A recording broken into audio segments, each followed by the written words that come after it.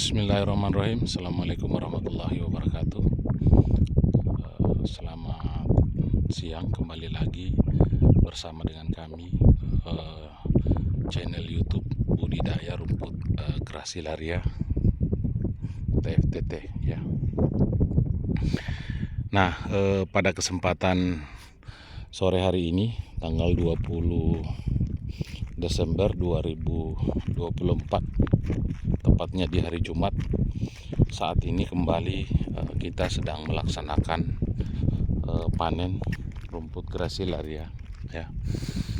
Dan sebentar saya akan memperlihatkan bagaimana sih proses atau cara panen budidaya rumput grasilaria, sehingga Bapak Ibu yang saat ini mungkin sedang bingung mau kerja apa di Indonesia ini, itu banyak pekerjaan yang bisa kita kerjakan ya. Salah satunya adalah budidaya rumput grasilaria ini ya. Budidaya rumput grasilaria tentunya harus kita lakukan di tambak atau empang ya, karena rumput grasilaria ini hanya tumbuh di tambak atau empang ya. Nah, rumput yang dikategorikan rumput laut itu ada dua macam.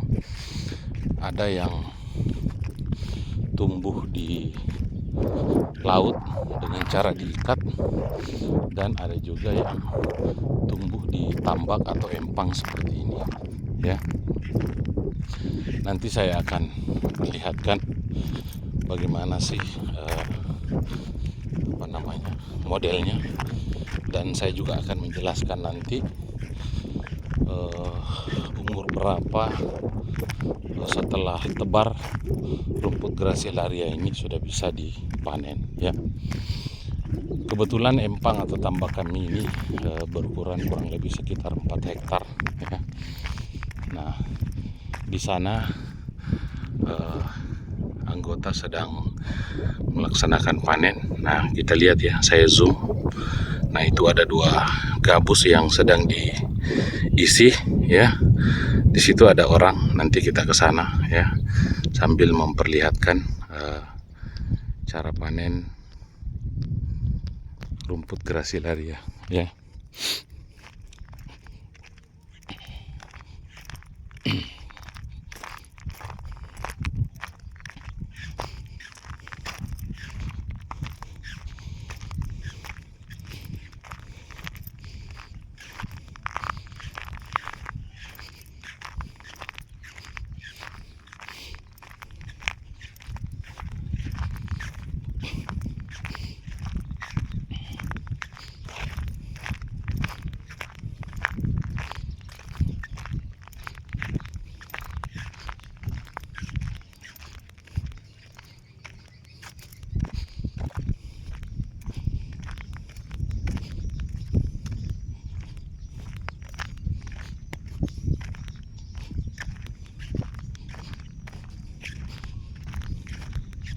Nah, mungkin Bapak Ibu masih mengingat kemarin ya,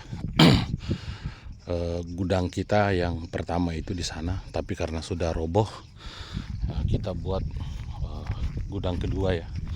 Nah, seperti ini untuk ditempati rumput grasilaria ya. Karena kalau budidaya rumput ini tanpa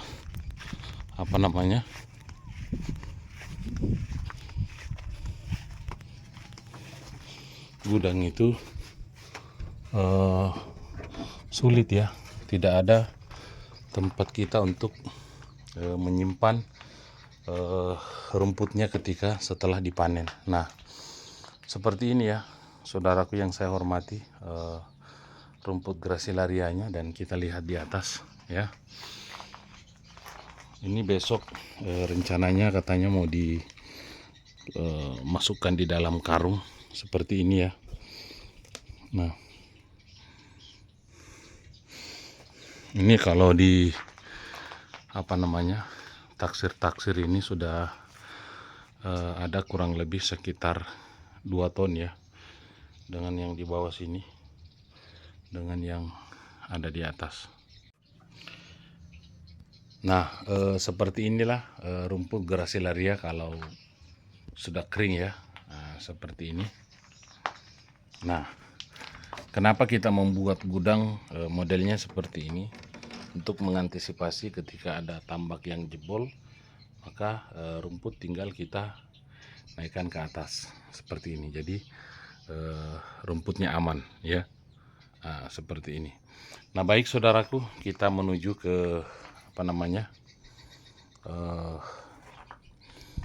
tempat pelaksanaan panen. Dan ini saya belikan tadi rokok ya untuk anggota, nanti dihisap ya. Nah, untuk proses panennya sendiri, saudaraku, itu kita menggunakan gabus ya, nanti kita lihat di sana.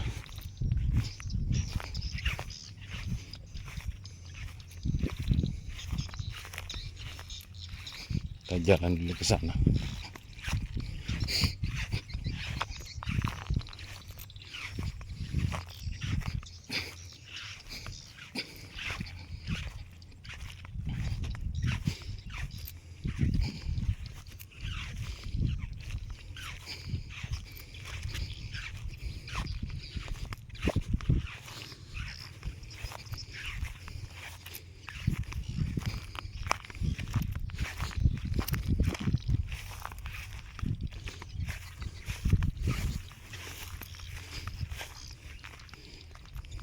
Nah, Bapak Ibu yang saya hormati, rumput Gracilaria itu seperti ini ya.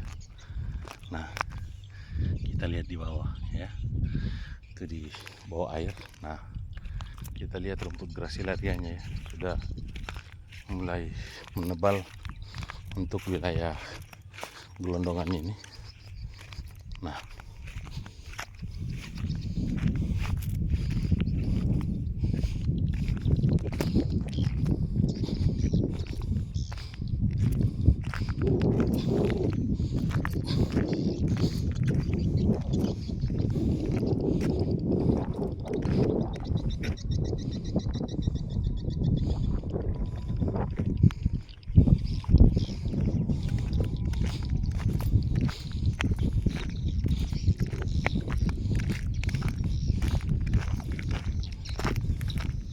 kita menuju ke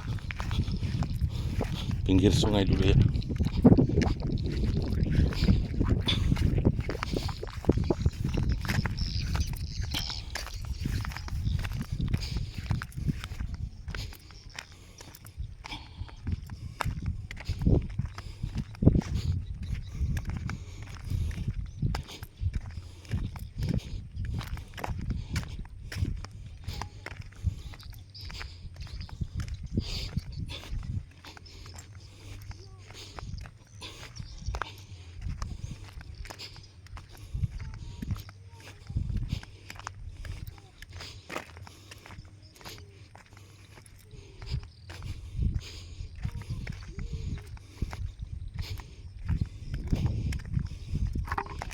Mana Bapak?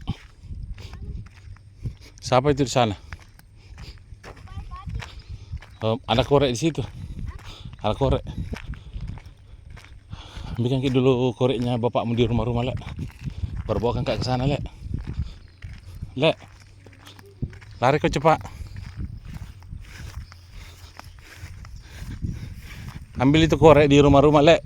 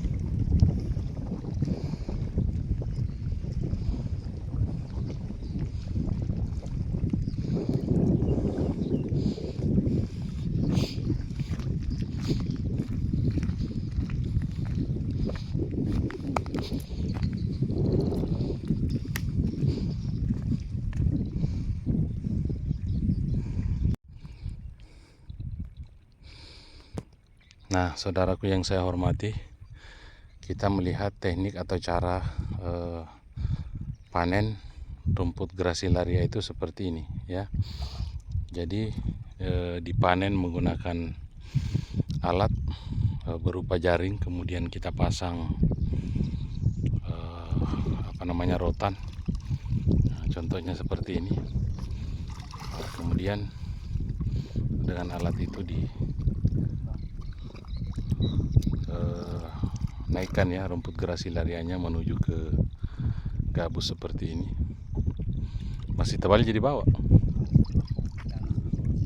Di mana? Masa?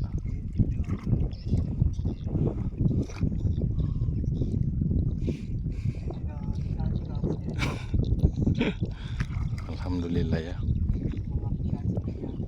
Ya. Oh. Iya.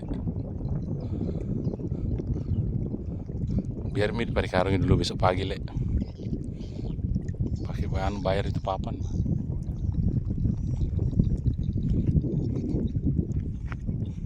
Tapi aman mini ada mianunya tuh pipanya.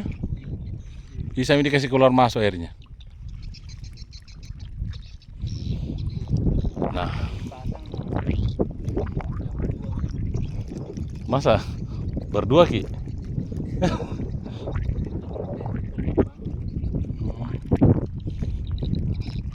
Bilang kalau tidak ada pipanya ini bahaya pak.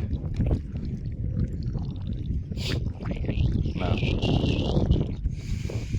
seperti ini ya budidaya rumput Gracilaria. Jadi awalnya saudaraku ketika tambak kita mau siapkan untuk budidaya rumput Gracilaria ini, awalnya tambak kita bersihkan dari hama seperti ini ya, siput atau kalau dalam bahasa luwuhnya itu cacak polok atau runcing pantat ya, karena pada bagian belakang ini itu runcing.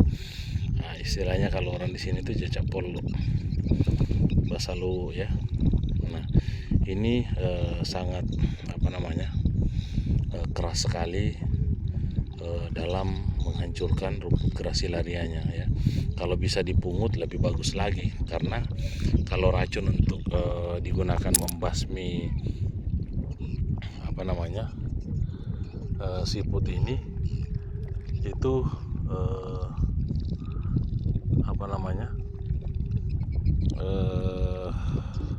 rumputnya akan mati dan lama baru bisa hidup di tanah yang sudah kita turunkan racun siput ya. Nah, seperti itu, karena racun siput ini adalah racun keras ya. Nah, sebaiknya kalau masih bisa dikendalikan dengan cara dipungut ya dipungut saja ya. Setelah itu kemudian kita tebarkan racun untuk membasmi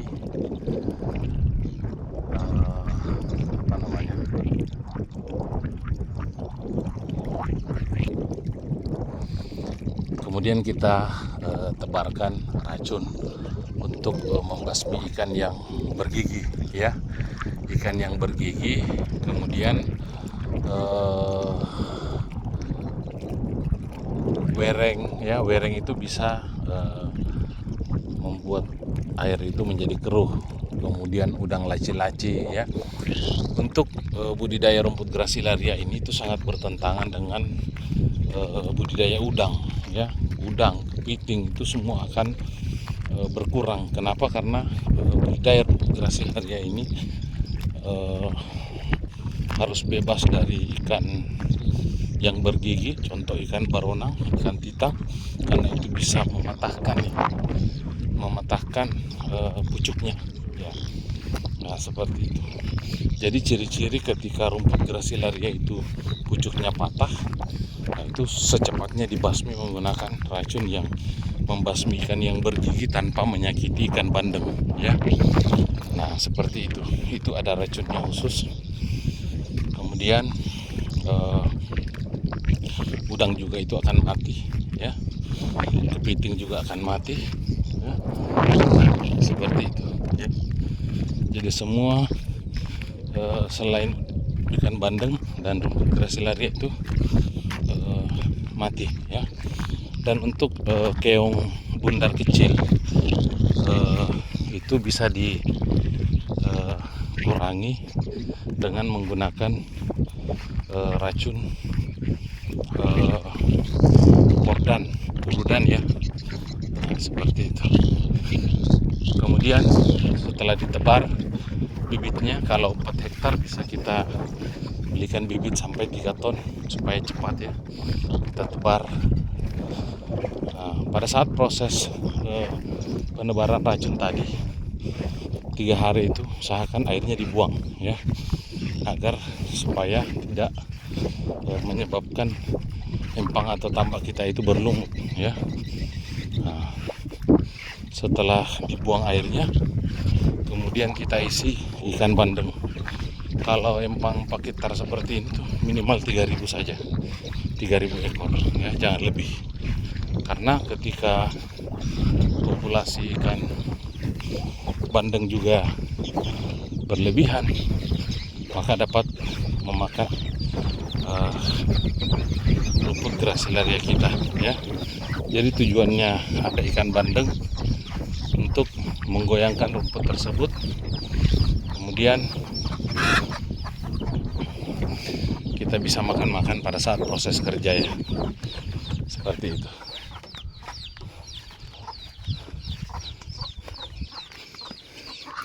Itu sih manfaatnya dari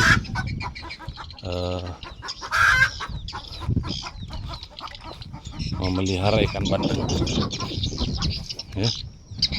Seperti itu.